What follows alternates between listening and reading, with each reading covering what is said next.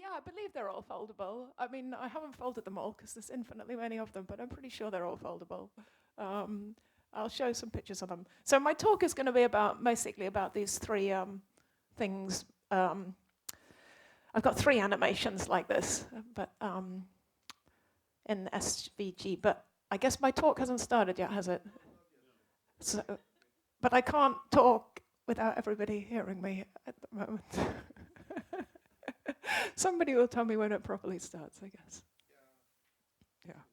Yeah. Okay, I'll just stand here, I guess.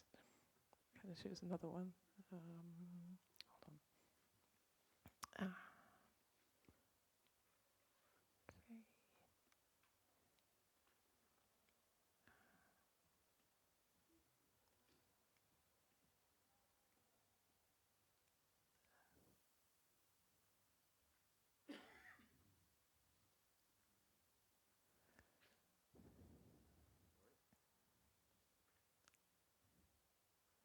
So I guess if you watch all these before the talk, then you don't have to go to the talk, I suppose. But I'm going to try and talk about where they come from as well.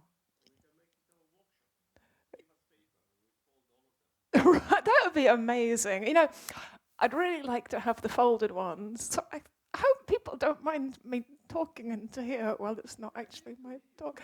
Okay, I mean, what would be an amazing idea was to have an animation. This is a SVG animation of the folded pattern. It'd be really good to have maybe a what do you call it, stop frame animation of actually folded ones, folded out of real paper. Like, you know, get like a group of 100 people to fold them along a sequence and then make a picture of them all going through, you know, an animation of actually folded ones actually out of real paper. But I haven't done that in real life, and I haven't even animated. I have another program that I did do an animation of the actual folded patterns, but these ones I haven't done a folded animation. But I guess, I mean, there are programs you can feed an SVG file into to get a folded picture of it, but I don't know if you can feed an animated SVG into it. Can you do that? Do you know? I don't know about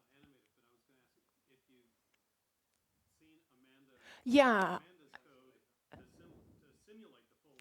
Yeah, I've seen that program. I just don't think I can. Although this is SVG, I'm not sure the SVG can feed into hers when it's an animation. But maybe I should talk to her because it'd be really interesting to have it folding at the same time as changing the crease pattern. I think that would be fascinating. But I have to talk to somebody about that. Yeah, my talk has still not started. I can put more animations on just until somebody tells me that everybody's here. Where's the other one? Oh, yeah.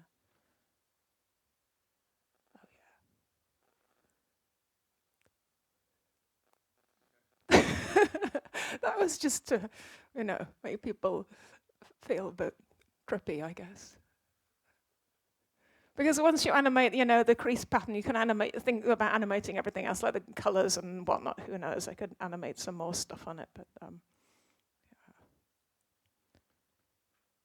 So it's just, I don't know. There was a let's see. This is the same one, but without so much color variation.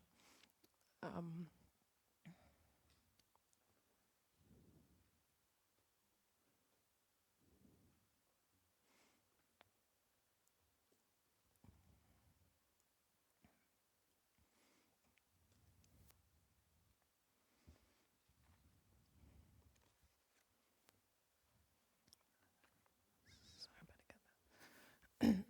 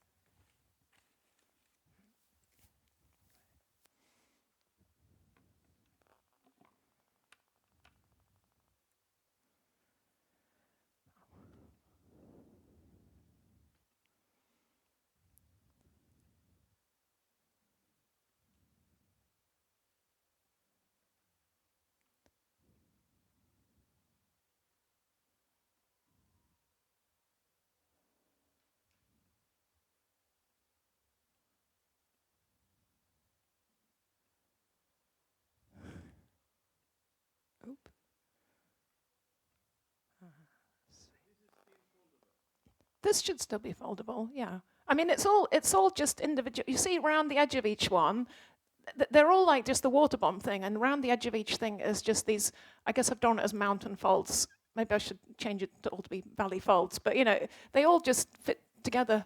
They all just fit together like individual tiles. So they should all be foldable. I mean, I haven't folded all of that. I folded a load more of them, but they're all individual tiles, so I think they all just fit together because those creases like that. And this one, I've got like 10 different, an array of 10 columns of them, and for each column, you can't see all the columns at the same time. Let's see higher up. You can change the different parameters of the different units. So I don't know if you look at the green unit near the top, I can change one of its parameters, I can change another of its parameters, and I can change another of its parameters.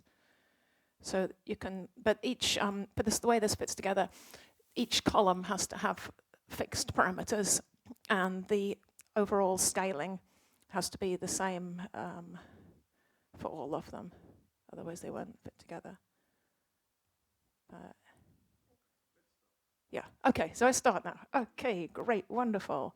Thank you very much. Okay, so I will begin my talk. Hope it works. So I'm mostly going to talk about these Waterbomb tessellations I've been doing.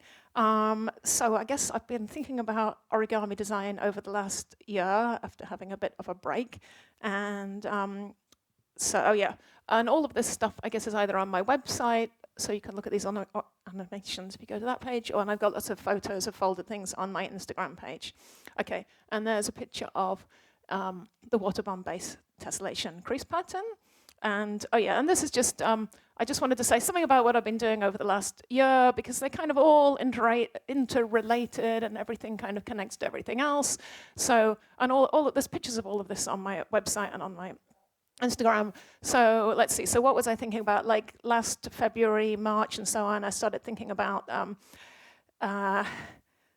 just a square twist pattern again, and mostly things like just varying crease directions and things like that. I just think it's interesting just from a crease pattern, just changing the direction of the creases. You get so many different variations. And then I was thinking for a bit about the pinwheel. Pinwheel is just basically a square twist that's twisted, but you can put it together in lots and lots of different ways. Like here's an example of this pinwheel base, which is basically just a kind of square twist, but you can think of moving them closer and closer and closer together and doing all kinds of things like this. So when I showed somebody this, they looked at the back and they said, "Oh, it's just a Waterbomb base because it has this Waterbomb base here." But they're all related, and you can, like, if I take the Waterbomb base bit out of this, then eventually I get something like this, which again is just this pinwheel base thing. But anyway, I thought I'd show that because a lot of what I'm doing is taking one unit and putting them together in different ways. I also spent a bit of time looking at parallelograms and that's just like a kind of herringbone tessellation. And you can change all the angles and all the sizes. And in the bottom picture there, I've changed the crease directions as well. It's just really interesting the way simple changes can make a big difference in the appearance of the final folded model.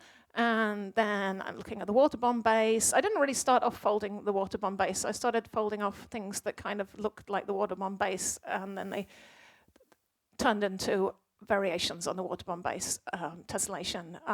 Like I probably folded something like this before I was doing the Waterbomb base corrugations, but you kind of see the Waterbomb base and lots of other corrugate, because really all it is just a little point, and lots of models have points in them, so lots of models might be kind of seen as variations on a Waterbomb base tessellation. And I wrote down spontaneous generation there, which was a bit of a joke, I guess, but it's like about, I want to talk about little bits coming into a tessellation from nowhere, although these little bits maybe don't exactly come from nowhere. But I've got my points of my tessellation, and I've got some more points appearing between them. And what I'm most interested in is continuous variation of structure. And before I go on to the Waterbomb thing, I'm going to say a teeny tiny bit about some of the variations. I was looking at the brick wall or the square twist. One thing you can do with this is change the ratios of the square size, the rectangle size, and there's a picture of a folded thing with lots of different size squares. You can also go through, like here, changing the ratios of the size of the squares. And one interesting thing I was thinking about is how when you've got a corrugation, when you've got a crease pattern for a tessellation, you can two-color it, and you've got the ratio of the two different areas. So here I've got these pink bricks and the white bits in between, and in the first pattern, the pink bit is a lot bigger than the white bit, and gradually towards the end, they're the same area. You can't actually all fold. These are not foldable with the given, at least the end one is not foldable with the given crease directions. But anyway, what was interesting is as you get the areas closer to having the same area, the pink and white, you seem to get closer and closer to having a corrugation. So tessellation and a corrugation seem to be on like a kind of sliding scale in the same thing. So there's not really I don't feel like there's a division between some things are corrugations, some things are tessellations. Corrugation is just a special point in a family of tessellations. In this one, the very last one, if you change the crease directions to fold it flat, it would just be like a kind of what is it, that mirror map thing, except when there's no angles at all. But I mean, you could add angles in it to make it more, no angles other than 90 degrees. The second to last one is also not flat foldable with those crease directions, but if you change the crease directions, you get this thing here, which I kind of like. So that's a variation on the, just a very, very simple change of the brick size in the brick wall pattern or square twist pattern, but you end up getting something that is, getting close to being a kind of corrugation pattern. So it's interesting seeing this continuous variation. Let's see, and I think I'm going to skip. I've got lots more pages on the square twist things or whatever, but I'm going to skip to, the pinwheel thing. So I did lots of variations of the pinwheel. There's some of them, but I think I'm not going to talk about those much. Let's go on to the Waterbomb base, and there's the traditional Waterbomb model, whatever, and there's the way it's put together. I think that's Ron Resch that designed that first. Is that right? Yeah. Anyway, and there's a picture of it, except I didn't actually fold the actual Waterbomb base one. I folded one that has a little bit of different on the back, because it's kind of more interesting to fold something slightly different. And the difference there is I moved the units apart and kind of filled in the middle. I guess that's an example of a very simple continuous way. You could vary that continuously. You could have those rows moving closer and further apart and get a nice continuous family based on the Waterbomb-based tessellation. Another thing to do, since I was kind of starting off with other tessellations, before I went on to looking at Waterbomb-based tessellations this kind of last year, I was going through lots and lots of other tessellations. One of them is a kind of pile of squares, and if you look at the side of it, you see, so in that middle picture, you see this kind of interesting pattern, and it just appeared when I was trying to actually pile up squares and crosses and things. And when I try to fold that bit itself, I just noticed, actually, that's basically just the Waterbomb base. So there's our Waterbomb base.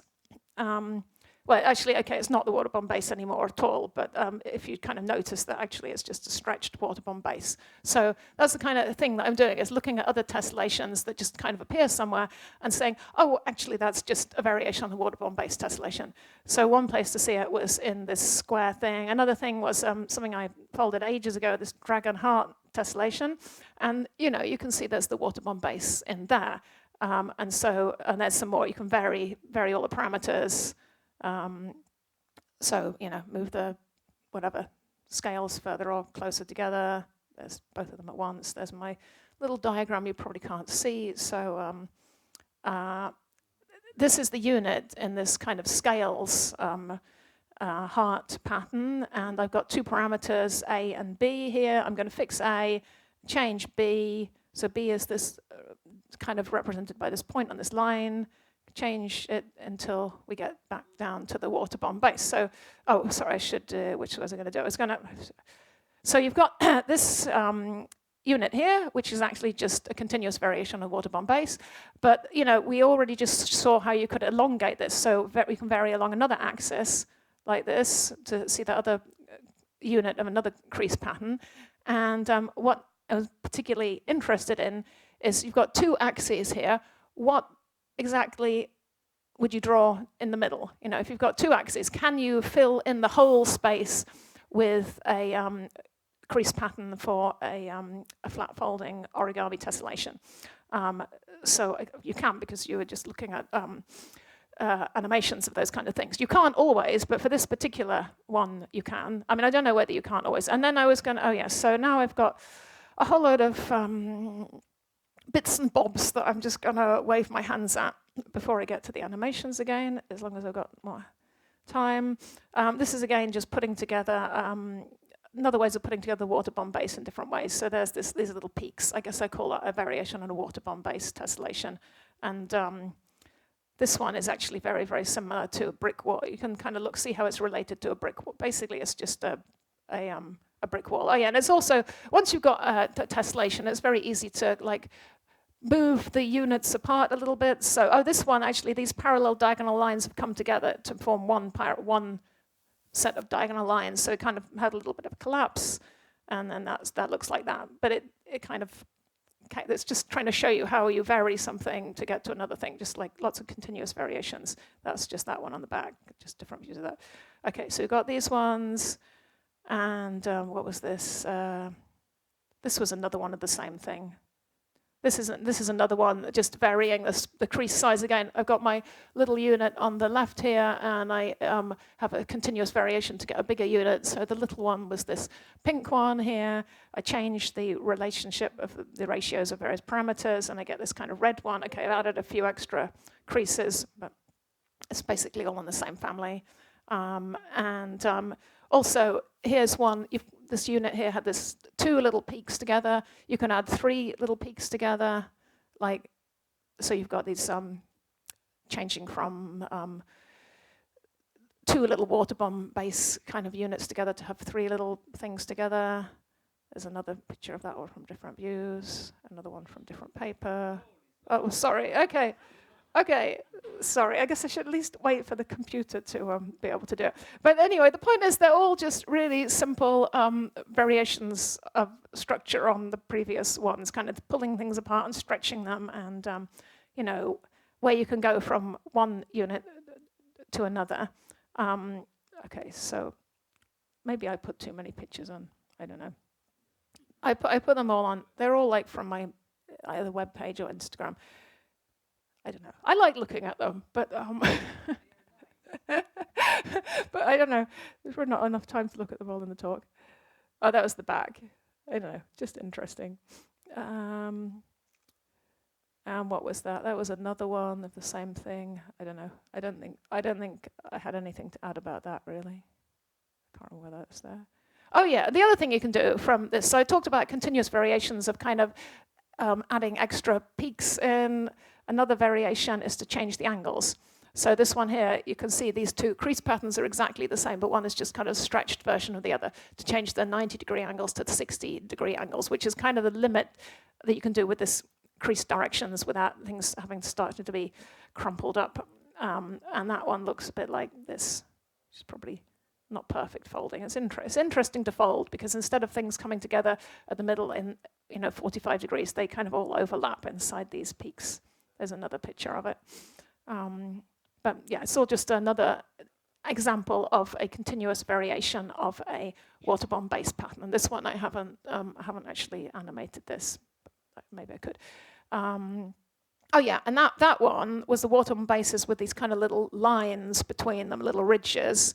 Let's go back to the original Waterbomb base and change all the angles in that as well. So you've got your thing that was a square, but instead of being a square, it's actually you can see it's not really a square at all. It's just a hexagon that happens to look like a square. So let's change it to different hexagons. And I'm a bit limited to working with a grid because I don't have anything else to fold with. But you could change that in lots of ways, and that kind of ends up looking like that. There's another picture from the back. Oh, a picture with some light through it. Just why not? Oh yeah, this is interesting. So this is a picture of this folded with the crease directions as in the Waterbomb base. This is the same thing, just with the crease directions changed. So I thought it's quite interesting that you'd think that the pattern of looking through the light shouldn't change at all when you change the crease directions, but kind of it does because things pull together in a different way. So I don't know. So it's always maybe worthwhile once you've folded something to refold it with all the crease directions changed, just because it might look different.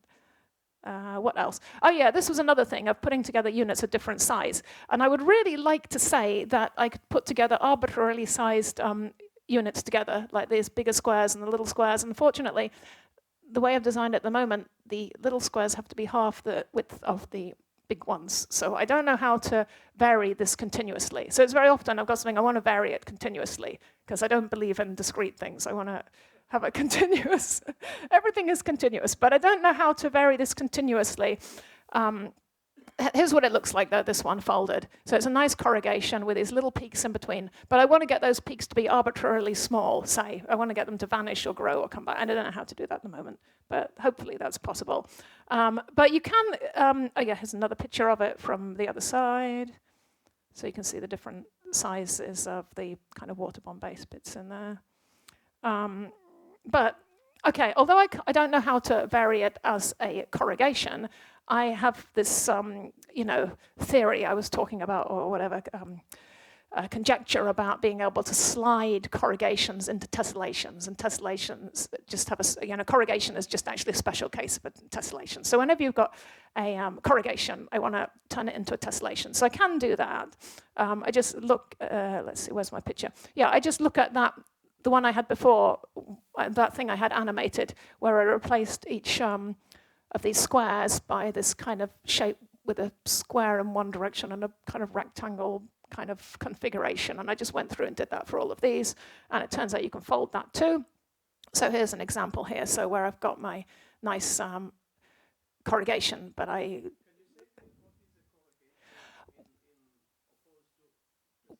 Yeah, well, I don't know what exactly the official definition is. Probably have to ask Robert. But I think, so at corrugation, I think you're supposed to be able to see every single part of the corrugation from one direction, which you maybe possibly can't here. So for corrugation, I think you're supposed to be able to see everything. But I think of a corrugation as something where you can flat fold it, and you flat fold it into a line, like a one-dimensional thing. Whereas a tessellation flat folds, so the tessellation is flat folded this way. If this was a corrugation, it would kind of, they would flat fold into just a line. But this thing, when it's flat folded, it's still going to fill up. If I had an infinite sheet of paper, it would fill the whole room. If I had a big piece of paper, it would still fill the whole room. Whereas if it's a corrugation, even if I had a piece of paper that fills the whole room, once I squash this down, it's just going to be one line kind of thing. So that's how I feel about it, but that's probably not the actual official definition, because I think there's something about being able to see different parts. Yeah, I don't know. This piece of paper here has bits that you might call corrugation and bits that you might call tessellation in the same piece of paper, because if you can continuously vary, hopefully you can continuously vary in the same piece of paper as well. Anyway, so this was an example of moving, a continuous definition of that family. And, another thing to do is, I was talking about combining things that are different sizes. How much am I doing for time? I have a few more minutes anyway. You can put together different units of different sizes, but almost always when I'm doing these, I'm kind of doubling the sizes, which is, I want to have, I don't know why I put so many pictures of these in. Because these are, let's see, if I come up, these are basically Waterbomb units. So I just showed you a picture where I had, these are Waterbomb. I would think of these as Waterbombs. Like each of those little, this is a pattern, this is its crease pattern. The Waterbomb units are kind of represented by these not very well drawn thing. I mean, this is a bit of a rough sketch. So the peaks are all supposed to be Waterbomb bases, but they kind of stretched. I've got more and more stuff. Anyway, let me look at this JavaScript program. So I've got a few minutes to show you that. So this is, you can find this on my web page, except it doesn't work. It works better on my computer. So you can click, you're supposed to be able to click on things. This is not Waterbomb, though. You're supposed to be able to click on things to make them animate. I've got 3 different Waterbomb patterns which are animated. Hold on. Sorry, this one here. This is SVG. But let me go back. What I really wanted to show is the basic units of these. So, oh yeah, let me, so you can change the parameters. Let's see. What do I want to do? Anyway, if I change the parameters in the correct way, you're going to get, each of them will go back down to, I probably should have labeled which parameter was which. Yeah, good. There we go. So anyway, they're all Waterbomb-based tessellation. So the one you, Helena, asked, why is that a Waterbomb-based tessellation? It's because I can continuously vary some. Well, I hope I can continuously vary a Waterbomb-based pattern to obtain the other tessellations. They're all in kind of continuous families. But so here are 3 families. The only thing is, it would be nice if, so several parameters, like an, oopsie daisy, like I think I wish I'd labeled this, but anyway, I have like the distance from the top to the midpoint, the distance from the midpoint to the bottom point, the width and the height, something like that. So, oh yeah, and this gap, this space in the middle. What I think is really interesting is that you've got something, and it looks kind of fixed. And when you change, is it this? No, that. Well, when you change any of them, you end up with something appearing out of nowhere, kind of thing, like here. You might not think of pulling the thing apart. It's easy once you have something that's pulled apart, maybe, or maybe it's not. But it's nice if you see something and see, oh, can I reduce that to the Waterbomb-based tessellation? And the other. So one concept is, how can you reduce something to Waterbomb-based tessellation? If you can reduce 2 things to Waterbomb-based tessellation, you have 2 parameters. How can you combine those parameters and get something in the middle of your parameter space instead of along the axes? So for all of these ones, I'm taking some parameters and fitting them together. Let me show you, like here. So this one here, I've got these parameters.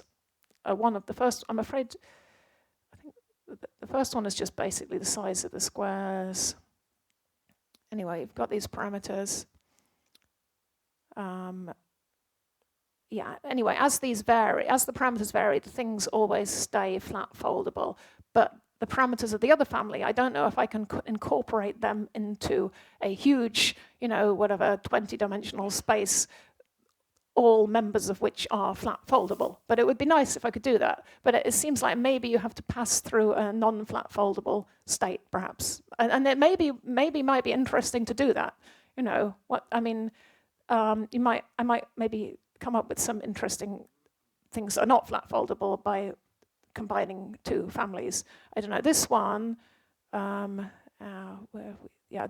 So this one has these parameters. I guess this one, oh yeah, this one here, by the way, this model here has 6 members of this family here folded into one piece of paper. These ones are very, very easy to, each row is pretty much independent of the next row. So it's really easy to put different rows and columns together. So I got some different ones there. So I think it's interesting how to do that. Let me go to the other ones. I guess I'll very quickly show you the other ones then. Oh, bother, this was not the one I wanted to show you. Yeah, this one, oh, it didn't, anyway. here again, we can vary all the parameters. This was this dragon heart thing. So can people see this? So that was the bit that looked like the dragon heart. Hold on, let's make this. But then I wanted to know, well, how can I elongate these? And then, this was my solution for how to elongate it. And you can change. When you do this, does this have all the crease lines that you need? Yeah, this has all the crease. Every polygon that I see is going to be as it is. So the 1, 2, 3, 4, 5 sides polygon in the center is. Oh, yeah. Is that what happened then? Okay, there we go. Yeah, they all appear. I mean, I've got some of them upstairs. I don't think I have any more of those. The only one I have done here, which has got the Waterbomb base, is this thing here, where you can see kind of this Waterbomb base thing here, but it's a stretched Waterbomb base, so that's why there's this ridge here. But if you kind of moved it, kind of contracted this, then you'd have to contract this, and you'd have to contract the next one and whatnot, and you'd end up with things that looked more like traditional Waterbomb base. I'll show you the last animation, and then I will be done. So this one, oh yeah, I mean, here's some pictures of them, I suppose, but JavaScript on this one. Oh yeah, this one I decided, because you can change the parameters of all of them globally, so all the tiles are the same, or I can look at each of these 10 rows separately. So I can change the parameters. And I haven't, obviously I haven't folded all of these at all. I think it'd be interesting to have some sort of pattern, I don't know, some sort of regular pattern maybe might come out with something interesting if it's folded. But I don't know, I really need to feed this into a simulator to see what's worth folding, because there's, let's see, that one won't show, because the extreme ones might not show because they're off the screen. And you can make it the whole thing bigger or smaller. I don't know. Anyway, that is the end of my talk. Thank you for listening. Do you have any questions? How do you make this? This file here, it's basically it's SVG file, and at first I wrote a Python script to make the SVG animations, and then I decided to do a JavaScript so that instead of being an animation, you can use these things here. So it's just JavaScript, but partly generated by Python, so I can get the shape.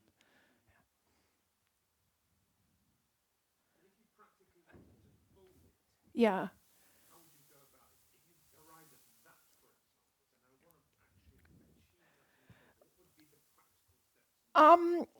Well, like you saw some of my pictures, which are just drawn on a grid.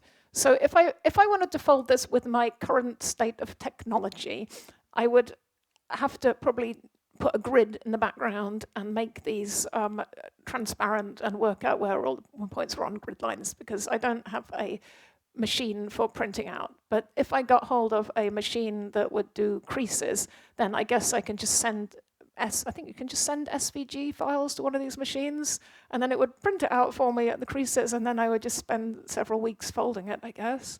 But so far my actual folded models have been a bit limited. But there's quite a bit of stuff, but not infinitely. Yeah, no, the thing is, I am very restricted to folding on the grid, and it would be nice to, I really like continuity, and with a grid, I'm very discrete, so it's kind of limiting. It would be interesting, wouldn't it? Yeah, I have to do crowdfunding or something, and all. Yeah, no, maybe I'll get one sometime. That would be amazing, actually. Right. Yeah, I could do. I've done a little bit of folding with undergraduates, and they looked a bit. They didn't think, because I'm supposed to be teaching them mathematics. Kind of. I mean, it was for Christmas, so I got them to make a decoration, and some of them liked it. But I don't know. They couldn't they? Yeah, maybe. I'm not sure about that. But yeah, could think about it, I guess. So can you make a script that will go through all the possible variations, and then you can say that you design all the tessellations in the wall? That I would really, really like to do that, actually. Like, yeah, I mean, my grand unified theory of everything is that all tessellations are basically a continuous variation starting from, say, a Waterbomb-based tessellation. You alter it, and okay, maybe only on a square grid, but yeah. Actually, following in that direction, if you take a basic vanilla Waterbomb tessellation, you can invert any one of the peaks. Yeah. So that's like another two-dimensional degree of freedom of choosing which patterns you invert. Have you gone in that direction? Change the crease directions on a Waterbomb base.